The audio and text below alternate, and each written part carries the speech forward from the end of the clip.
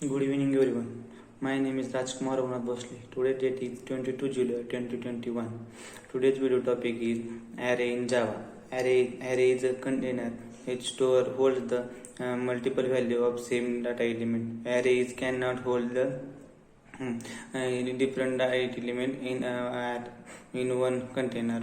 And in other words, array is a collection of similar type of elements which has continuous memory allocation. Java array is an object which contains elements of similar data type. Additionally, the elements of an array are stored in continuous memory allocation. It is the data structure the where so we store the elements we can store only fixed set of elements in Java array in Java is index based. The first element stored as zeroth index, second element stored as first index, and third element stored as second index, and so on. And like C and C++, we can get the length of the array using the length member. In C and C++, we need to use size of operator.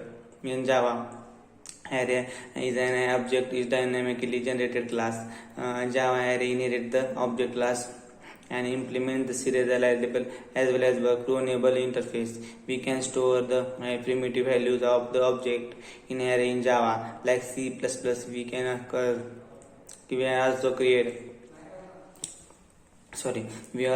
a single dimensional or multi-dimensional array in Java. Moreover, Java provides the feature of anonymous array.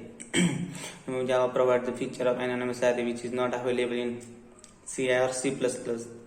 Let's see the advantages of array in Java. Code optimization. The first advantage is code optimization. It makes the code optimized. We can sort or retrieve the data efficiency. Then second advantage is random access. We get the data allocated at any index position. We can access easily the data I have from located at any index. The array has this many disadvantages. Size limit. We can store only fixed size of elements in a array. It does not grow its size at runtime. So this problem, to solve this problem, collection framework is used to in Java grows automatically. Then there are two main types of array, single dimensional array and multi-dimensional array. In single dimensional array, one script is used and data is stored as linear or in a row and linear and row. Then and let's see multi-dimensional array. In multi-dimensional array, data is also called as two-dimensional array. Data is stored in row and column wise. For each loop is for Java array. For printing array, we can also the Java array print the Java array by using for each loop. The Java for each loop prints the array elements one by one and it holds the array elements variable. Then execute the body loop. Then let's see passing of array in method in Java. It is possible passing array to method in Java. We can pass the Java array to method so that we can reuse the same logic on array. Then the anonymous array in Java. Let's see what is mean by anonymous array in Java. Java supports the feature of anonymous array, so you don't need to declare the array while passing an array method. Returning array from the method. What is mean by returning array from the method? The method can be returned the array. Let's see what is mean by array index out of bound exception. The Java virtual machine JVM throws in the exception that is called as array index out of bound exception. If the length of array is negative equal to the array size is greater than the array size while the traversal array. Let's take example. We can declare the array of size 5 and we want to access the element of at index 10. Then Java gives the array index out of bound. Then multi-dimensional array in Java. In such case, data stored in a row and column of index. It is also known as matrix. Let's see what is meant by jagged array in Java. If we are creating odd number of columns in 2D array, it's known as jagged array. In other words, it is an array with different number of columns. Let's see what is meant by the class name in Java array.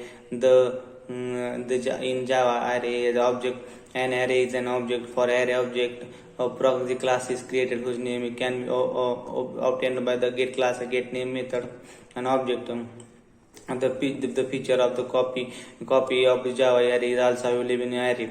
We can copy array another array by the array copy method. Then let's see what is mean by cloning an array in Java. Since a Java array is implement the clonable interface, we can create and clone the Java array. If we create the clone of a single dimensional array, it creates the deep copy of array. It means it will give the actual value. But if we create the clone of multi-dimensional array, if we create clone of multi-dimensional array, it creates the shallow copy of the Java array, which means the copy of the reference variables. And then let's see some important things about the Java array. An array can hold the value of the same data type. It never allows the holding value of different data types. If you are declaring an array of integer data type, it means it can hold only the value of the integer. It cannot take a value of string type etc. and etc. An array is stored in continuous memory location. All the values of array stored in order. Each value placed at index which starts from 0. You can declare an array of local. You are declaring in the method. Then next is the size of array is specified only by the integer value. You cannot use other data type to specify the size of array like the other classes. Array also extend its superclass object. Then next is every array type implements the interface clonable and Java serializable. An array can store primitive data type and non-primitive data type. Let's see in briefly what is meant by one-dimensional array.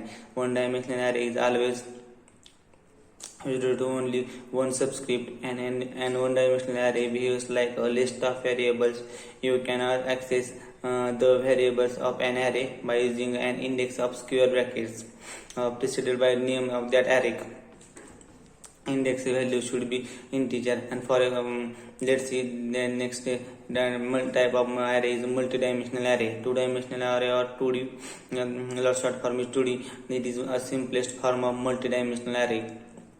Two-dimensional array is the array of the arrays because they store the tabular form. As like a single dimensional array, we must declare the two-dimensional array variable. We must specify the array name followed by the square matrix called subscript to subscript.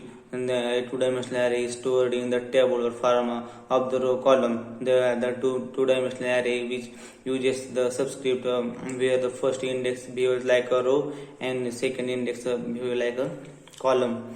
The size of matrix depends upon the size of subscript.